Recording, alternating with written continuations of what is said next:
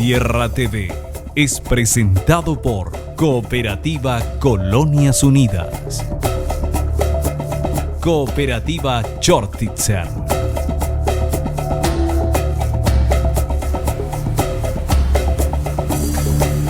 Bienvenidos a Tierra TV, gracias por acompañarnos. Hoy nos vamos a dedicar a un capítulo que tiene una vastedad realmente que muy pocos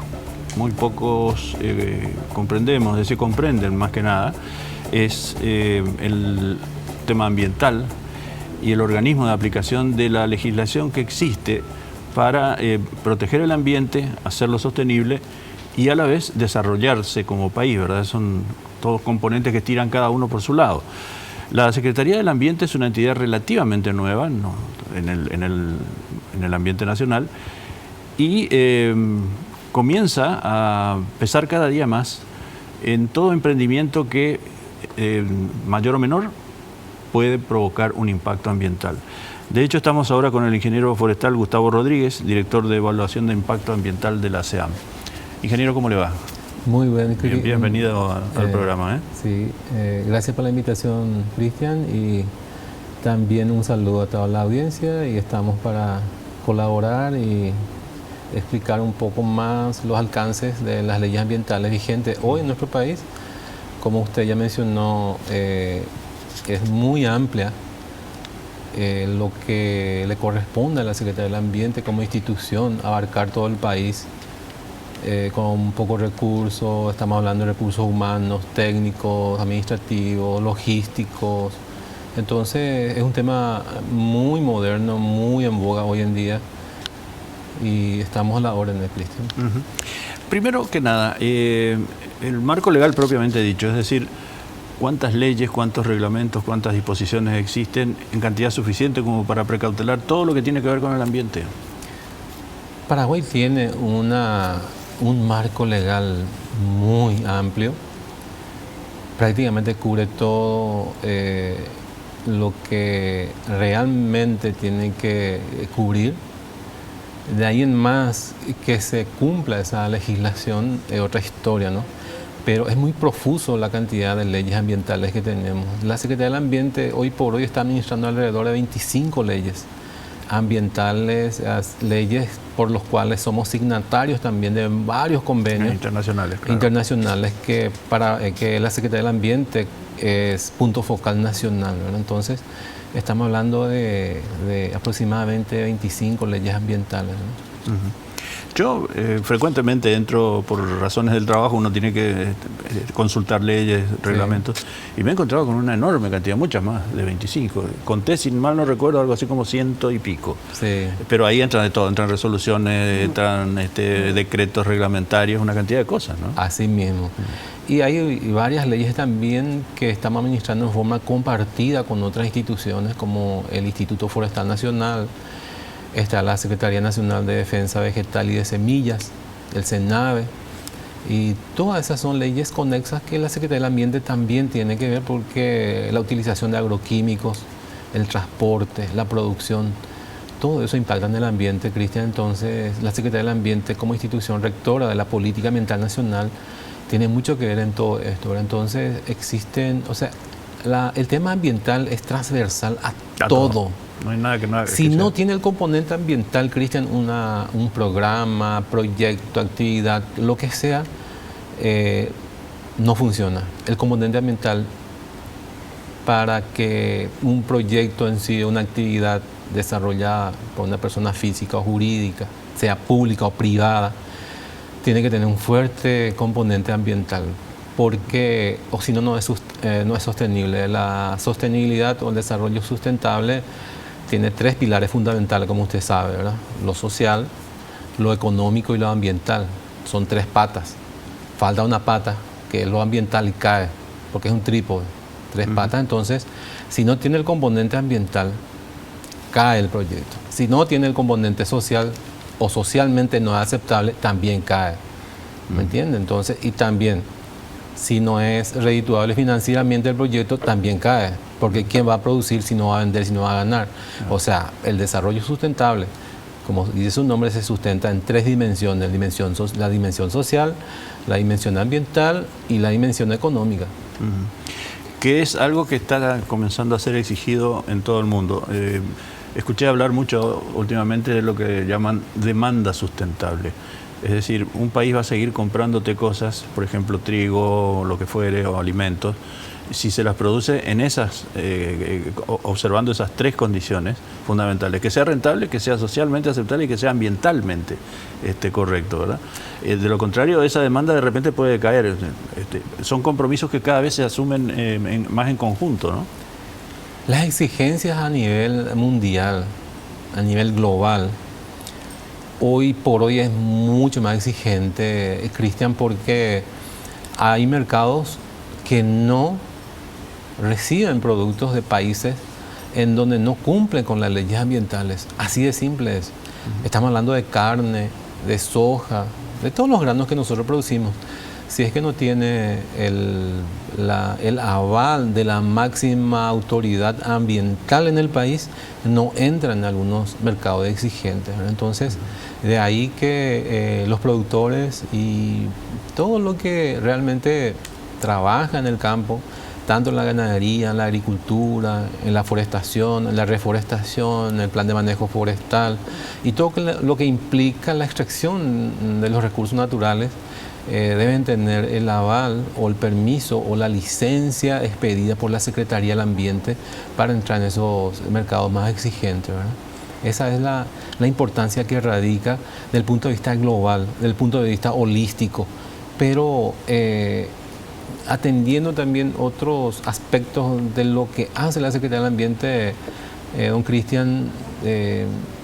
La Secretaría del Ambiente, dentro del espectro, dentro de la torta del presupuesto general de gasto de la nación, de la institución, de las otras instituciones que tienen mayor jerarquía que la Secretaría del Ambiente, como su nombre lo dice, es meramente una secretaría, no está codeándose con los grandes ministerios de Agricultura o Ministerio de Educación y Cultura o el Ministerio de Defensa o del Interior.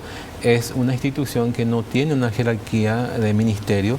Sin embargo, todos los países de la región y del mundo tienen su Ministerio del Ambiente, ¿verdad? Entonces nosotros también estamos apelando, estamos tratando de que la Secretaría del Ambiente tenga esa jerarquía de ministerio para poder realmente estar acorde y a la altura de los otros ministerios y tener también el presupuesto y el peso que debe tener un ministerio, ¿verdad? Claro, porque uno puede pensar la Secretaría del Ambiente como órgano de entrega de las licencias ambientales, control, fiscalización, de recurrir y fiscalización, pero también supongo yo que la SEAM debe tener una función de prevenir escenarios, porque lo que le quería preguntar también, y seguramente vamos al corte enseguida para que la respuesta pueda ser integral, escenarios de riesgo, como por ejemplo el que se vio hace poco con el tema de los incendios de los transformadores de la ANDE, que han liberado determinados productos, bueno, lo que ya se sabe, ¿verdad? Es decir, la SEAM también trabaja en esa fase, digamos, de prever escenarios de riesgo potencial. Enseguida estamos con eso, ingeniero. Vamos a la pausa y volvemos enseguida aquí en Tierra TV. No se vayan.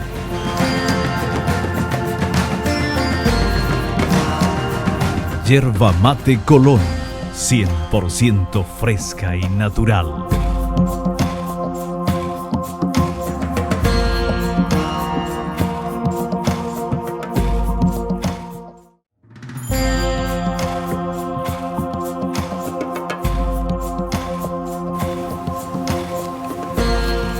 Estamos de vuelta en Tierra TV. Gracias por continuar en nuestra compañía. El ingeniero forestal Gustavo Rodríguez nos acompaña, él es de la SEAM, es director de Evaluación de Impacto Ambiental. Hablando de las distintas funciones que tiene la SEAM, la cantidad enorme de atribuciones que se le ha dado por ley y por la tupida trama legal que la sustenta, ¿verdad? Pero además de todo lo que signifique controles, fiscalizaciones, están también seguramente la proyección de escenarios de potenciales riesgos, ¿verdad? Uso de lo que fuere. Todo lo que hace el hombre impacta sobre la naturaleza. Ustedes tienen ese ejercicio hasta donde pueden, de acuerdo a la cantidad de recursos que disponen, prever potenciales escenarios de riesgo. Sí. Precisamente, Cristian, la evaluación de impacto ambiental es una herramienta a nivel universal que se utiliza, una herramienta legal que a nivel universal se utiliza precisamente para prevenir impactos. Ese es el objetivo de la evaluación de impacto ambiental. Es algo que se hace en forma proactiva para que, de cierto modo, la evaluación arroje esos tipos de informaciones. Por ejemplo, lo que ocurrió en San Lorenzo, en los depósitos de transformadores de la ANDE, por ejemplo, ellos tenían que tener una evaluación de riesgo preparado, elaborado y analizado por el Cuerpo de Bomberos Voluntarios del Paraguay para precisamente prevenir la ocurrencia de este tipo de eventos, ¿verdad? Entonces, la ANDE en ese momento no tenía, pero por exigencia de la Secretaría del Ambiente, ellos estaban haciendo una auditoría ambiental en el preciso momento de ocurrir este evento, ¿verdad? Entonces, como usted dice, es una herramienta para prevenir precisamente, debe arrojar posibles impactos y cómo mitigar esos impactos, cómo atenuar esos impactos, cómo llevarlos a niveles de aceptabilidad. Esa es precisamente la herramienta legal de la evaluación de impacto ambiental. Es una herramienta preventiva, ¿verdad? Generalmente en nuestro país, y es uno de los pocos países del mundo, Cristian, que la gente o los productores o las personas físicas o jurídicas utilizan esta herramienta en forma reactiva. Primero, cuando ya se produjo, primero hace el edificio, se va a la municipalidad, no, usted tiene que traer la licencia ambiental.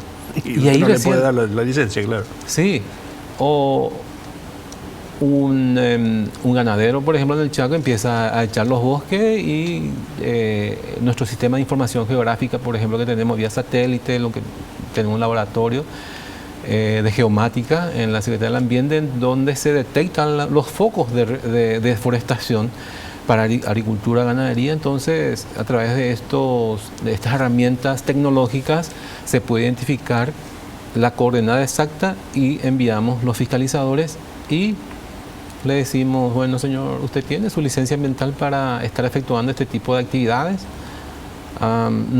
Y está la Secretaría del Ambiente, que es autoridad de aplicación de la Ley de Evaluación de Impacto Ambiental, y si usted no tiene, esto configura ya un delito de impacto ambiental, un delito penado por una ley número 716 que sanciona delitos contra el medio ambiente. Le decimos, y de forma reactiva sí empieza a contratar los consultores y a adecuar su actividad a los preceptos establecidos en estas leyes, ¿verdad? O sea, actuamos en forma reactiva. ¿Por qué? Por la debilidad institucional muchas veces, sí, porque ellos saben que no tienen fiscalizadores o no tienen la cantidad de recursos humanos para estar en los distintos focos de los problemas existentes, por ejemplo, ¿verdad? Le cuento a lo mejor usted lo habrá leído. Hace un par de meses terminaron un edificio en Santiago de Chile, una torre de 40 o 50 y tantos pisos más o menos, y se fueron para pedir la habilitación. No. Primero hagan todas las obras alrededor, que eran acceso, salida, estacionamiento, no sé cuántas obras complementarias tenían que hacer, no en el predio mismo, sino alrededor de su área de influencia, ¿verdad? Eso significaba acceso, salida, estacionamiento, y que no estorbara el tránsito. Cuando esa obra esté terminada, le vamos a dar el permiso. Y ahora están esperando una torre de 50 y pico de pisos, una inversión inmensa que todavía no está activa. Y precisamente eso es lo que arroja la evaluación de impacto ambiental, ¿verdad? Ese estudio científico que se llama estudio de impacto ambiental es lo que arroja este tipo de datos. Cuando el estudio de impacto ambiental se hace con objetividad y teniendo en cuenta todos estos parámetros, arroja ese tipo de datos. Por ejemplo, para un edificio, el tema en la fase de planificación, en la fase de ejecución y en la fase de operación. En todas las fases se hace el estudio correspondiente. Bueno, en la fase de planificación prácticamente no hay impacto, ¿verdad? Porque es trabajo de gabinete. Pero ya en la fase de ejecución de las obras propiamente dichas, ahí empiezan los impactos ambientales muy severos, ¿verdad? Si es un edificio de 20 o 30 pisos, ¿verdad? Entonces hay que ver, hay que prever, hay que hacer un estudio de carga de las avenidas, por ejemplo. hay que hacer un estudio de suelo, un estudio geotécnico del suelo, ver las napas freáticas, ¿verdad? Porque ocurrió en Santa Teresa, se construyó un edificio que se llama Altagracia, y cuando empezó a acabar, encontraron agua para un edificio de 14 pisos, creo. El departamento empezó a filtrar agua porque esa zona es una zona baja, y no hicieron un estudio geotécnico, y además de eso también impactaron en el entorno inmediato, en el área de influencia directa, en las casas que estaban alrededor, ¿verdad? Entonces se tuvo que paralizar esas obras, tuvieron que abrirse una carpeta fiscal, una carpeta también al interior de la SEAM, porque no se previó esas cosas, ¿verdad?, en tiempo y forma. O el estudio de impacto ambiental adolecía de algún tipo de imperfecciones o de inexactitudes, entonces ocurrió eso, ¿verdad? Entonces tuvieron que trabajar bastante esa gente para remediar el... ¿Usted recuerda, ingeniero, ese hoyo que se abrió ahí en Capiatá? Creo que fue en medio limítrofe, sí, en una calle en busca de Platacuicui. Sí. Ese hoyo terminó siendo un inmenso agujero ahí, de no sé cuántos metros de profundidad, se llenó de agua, había sido que tocaron una capa freática, y los pozos de los alrededores, que la gente se abastece de agua de pozo, empezaron a bajar de nivel, algunos se secaron, no sé. O sea, creo que todavía como sociedad nos cuesta evolucionar, en el sentido de que tocar el ambiente natural hay que hacerlo con mucho cuidado, de lo contrario se pueden producir daños irreversibles. Sí, vuelvo a repetir, el paraguayo siempre hacemos en forma reactiva las cosas ya después de la ocurrencia de estos impactos, ¿verdad? No se respetan las leyes ambientales, o muy poca preparación tiene la gente en respetar las leyes. Hay gente que no sabe la existencia, por ejemplo, de la Secretaría del Ambiente. Entonces, desde el 2000, en el 2000 se crea la Secretaría del Ambiente, y de esa fecha hasta hoy cumplimos 15 años como institución. Y el tema ambiental está instalado hoy en día en el Paraguay. Estamos haciendo charlas con los cooperativistas, tenemos una dirección de educación al interior de la SEAM que salen a realizar charlas. Tenemos una dirección también de descentralización que trabaja con las gobernaciones, con los municipios, porque ahí radica una cuestión muy interesante y muy importante, Cristian, lo cual es la ley 3966, que es la ley orgánica municipal. Y esa ley establece claramente los roles y las competencias y las funciones que deben tener los municipios, ¿verdad? Hoy por hoy, uno se va a algún lugar, hace algo, le cobra la patente, construye, sin tener en cuenta el tema ambiental, ¿verdad? Entonces, la municipalidad es dueño del ejido, la municipalidad es dueño de implementar un plan de ordenamiento territorial y ambiental para que las actividades no colisionen, no haya problemas. Pero hoy por hoy, ¿hay problemas? No, la Secretaría del Ambiente. Enseguida volvemos con el ingeniero forestal Gustavo Rodríguez de la SEAM, y el capítulo que en este último bloque me gustaría que abordara es el tema fortalecimiento institucional, porque lo que se suele escuchar muchas veces es no hay suficiente personal, no pueden estar en todos lados al mismo tiempo, y los requerimientos son cada vez crecientes. Volvemos enseguida.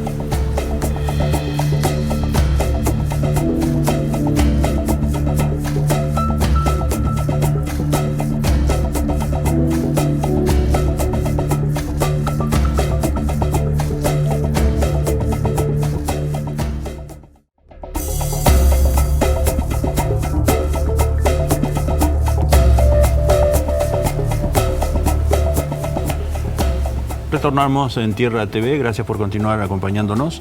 Y en nuestros estudios el ingeniero forestal Gustavo Rodríguez, él es de la SEAM, del área de impacto ambiental. Y hablando ya en este último bloque, ingeniero, algo que se suele escuchar decir muchas veces es: la SEAM no puede estar en todas partes, le falta personal, esto le da una debilidad institucional que no le permite cumplir acabadamente con los fines para los cuales fue creada. La Secretaría, que ya lo dijo usted antes, sería bueno que se la elevara a la categoría de ministerio y se le diera recursos apropiados, ¿no?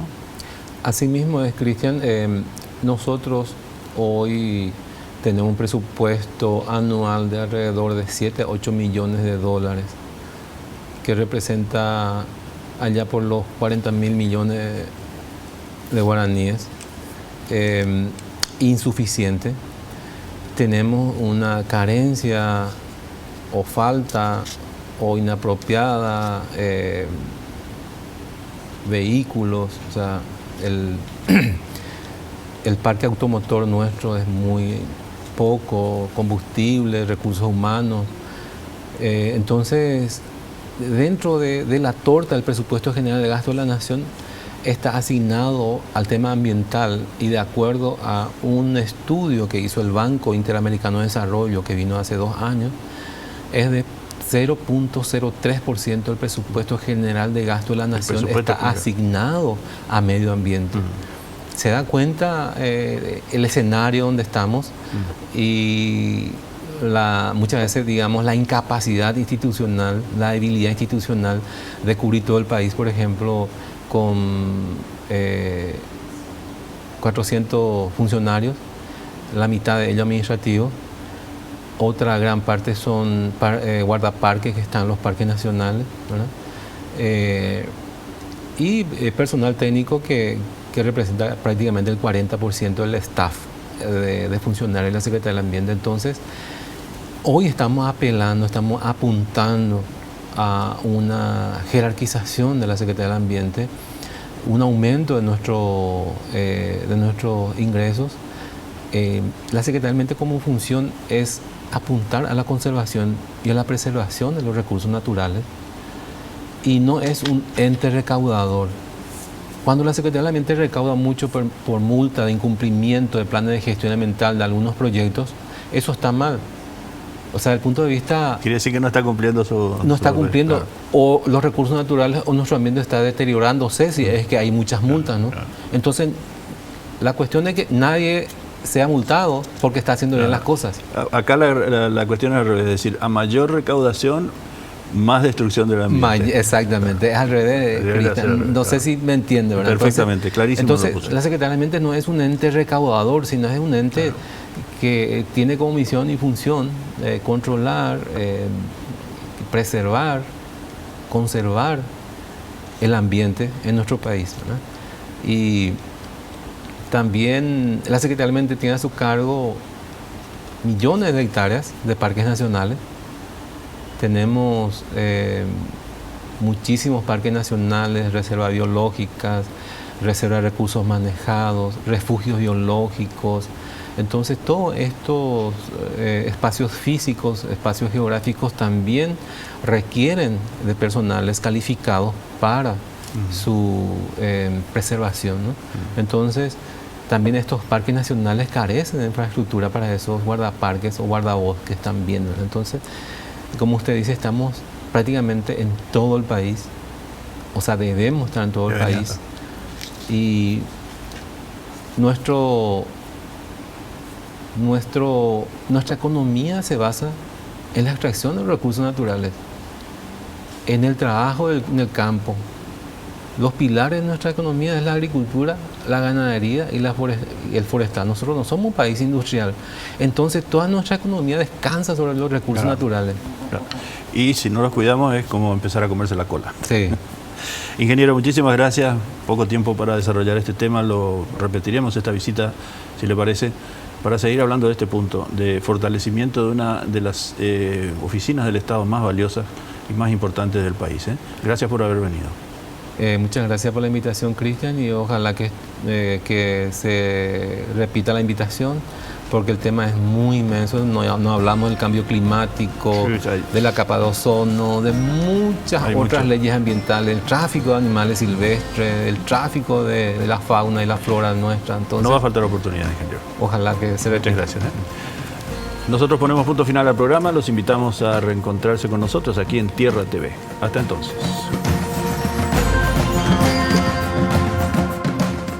Tierra TV fue presentado por Cooperativa Colonias Unidas. Cooperativa Chortitzer.